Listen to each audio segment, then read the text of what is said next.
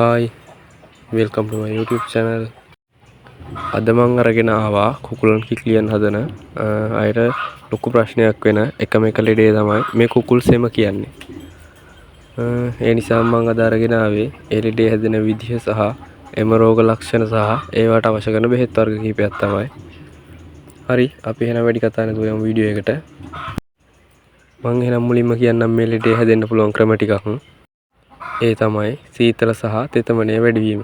ඒ කියන්නේ වැස්සට තෙමීම, කූඩු තෙත්වීම, උදේට පිණි ගතිය, හදිසි කාලගුණ වෙනස් වීම වගේ දේවල් සිදුවීමත් සමග මේ ලෙඩ හැදෙන්න පුළුවන්.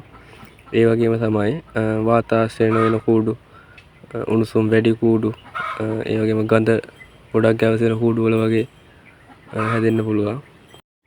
ඒ වගේම තමයි ආසාදිත සතුන් සමග එකතු වීම වගේනුත් මේක වෙනවා. ඒ කියන්නේ ඔයා කොහෙන් හරි සතෙක් ගේනකොට බලලා ගේන්න ඕන. මොකද ඒ සතාට තිබිලා ඒ සතාගෙන් ඔය කූඩුවේ මේ ලෙඩේ පැතිරෙන්න පුළුවන්.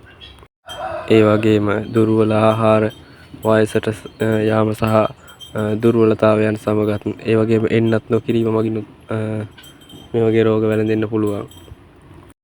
ඒ වගේම තමයි වෛරස් සහ බැක්ටීරියා ආසාදනත් මේ සතුන්ට මේ රෝග ලක්ෂණ හැදෙන්න පුළුවන් වෙනවා. ওই ටික තමයි හැදෙන්න පුළුවන් ක්‍රම නම් තියෙන්නේ. මම ඒකේ ලක්ෂණ ටික කියන්නම් ඔයාලට. හරි, එහෙනම් මම දැන් කියන්නම් මේ ලෙඩේ රෝග ලක්ෂණ ටික.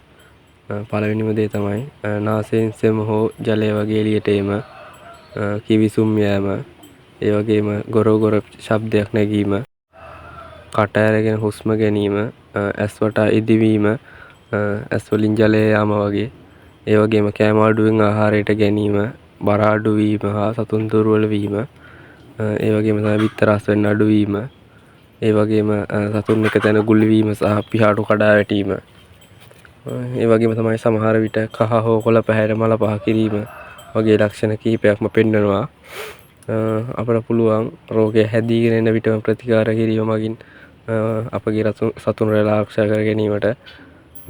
හරි, අපි එහෙනම් ඒ සඳහා අවශ්‍ය වෙන ප්‍රතිකාර මොනවද කියලාත් බලමු. හරි, අපි මුලින්ම කරන්න ඕන අසනීප වෙච්ච සතාව මුලින්ම වෙනම තබා ගන්න ඕන. ඒ වගේම තමයි කූඩුව තුළට හොඳින් වාතාශ්‍රයන සලස්වන්න ඕන. ඒ වගේම පිරිසිදු ජලය නිතර නිතර දෙන්න ඕන. ඒ වගේම තමයි හොඳ පෝෂණයක් තියෙන ආහාර වේලක් ඒ සතාට ලබා දෙන්න ඕන.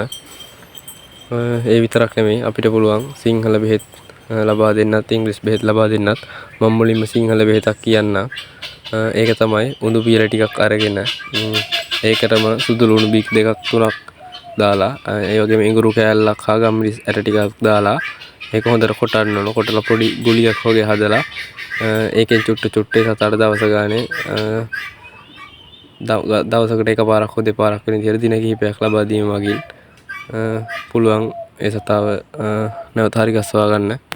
ඒ වගේම තමයි මම මෙහෙම ඉංග්‍රීසි බෙහෙතුත් කියන්නම් ඒ සතුන්ට ලබා දෙන්න පුළුවන්. ඒ තමයි බීකෝපෙති, ගනාඩෙක්සිල්, ඇමොක්සොලින්, පාමොක්ස් 50, නියෝටෙට්‍රා, ටයිලෝගාඩ් පවුඩර් එක වගේ. ඒ වගේම තමයි පොලිඩොක්සින්, ඩොක්සිසයික්ලින්, මේ වගේ විවිධ නම් වලින් බෙහෙත් වර්ග තියෙනවා. සතාගේ වෙනස් වීම හැසිරීම අනුව පශු වෛද්‍ය කෙනෙක්ගේ උපදෙස් හරහා මේ බෙහෙත් ඔයාලා භාවිතා කරලා ඔයාලගේ සතුන් ආරක්ෂා කරගන්න පුළුවන්. හරි යාළුවනේ, මම මේක තමයි අද නම් අරගෙන ආපු වීඩියෝ එක. එහෙනම් මම අතට ගිහින් එන්නම්. තවත් මේ වගේ වැදගත් වීඩියෝ එකකින් ඉක්මනින්ම ඔයාලව හමු වෙන්නම්.